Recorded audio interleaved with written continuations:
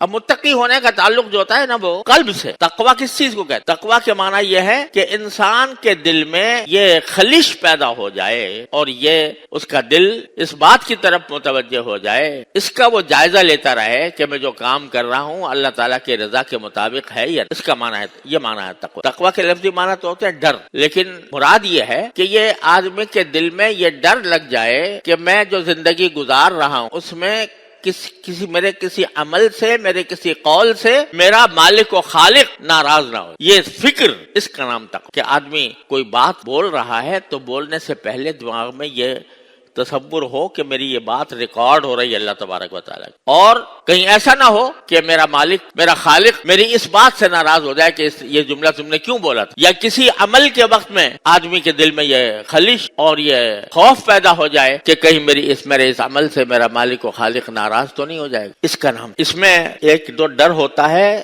دوزخ کا، جہنم کا، اللہ کے عذاب کا. یہ بھی مطلوب ہے کہ آدمی اس سے ڈرے. لیکن ایک ڈر وہ ہوتا ہے کہ جو کسی کی عظمت کی وجہ سے، محبت کی وجہ سے ہوتا ہے. یعنی فرض کیجئے کہ ایک انسان کا باپ ہے تو وہ اپنے اس باپ نے کبھی اپنے بیٹے کو مارا تک، لیکن اگر انسان صحیح معنی میں انسان ہو تو وہ اپنے باپ کی عظمت اس کے دل میں ہو، اس کی محبت اس کے دل میں ہو، اور وہ سوچے گا کہ میرا باپ میرا اتنا بڑا محسن ہے، اس نے مجھے پال پوس کر کتنا بڑا کر دیا، تو میں کوئی ایسا کام نہ کروں جو ان کو ناگوار ہو. بس ناگواری کا خوف، یعنی اس کی طرف سے پتا ہے کہ اگر میں کوئی کام ایسا کیا جو اس سے وہ ناگوار ہو تو مجھے کوئی سزا بھی نہیں دے گی. لیکن دل میں چونکہ عظمت ہے، محبت ہے، لہذا انسان اس بات کو اپنے ذہن نشین رکھتا ہے کہ اگر میں نے کوئی ایسا کام کر دیا جو وہ ناراض ہو گئے تو یہ بہت بڑی میرے اوپر ایک بڑا داغ ہوگا میرے اوپر کہ میں اپنے محسن کے ساتھ ایسا ہوں. تو یہ معنی تقویٰ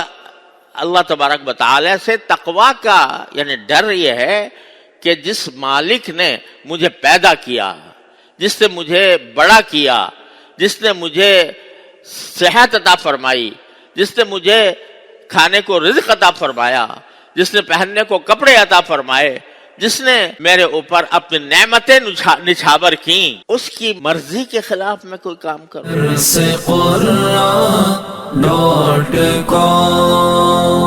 www.darsequran.com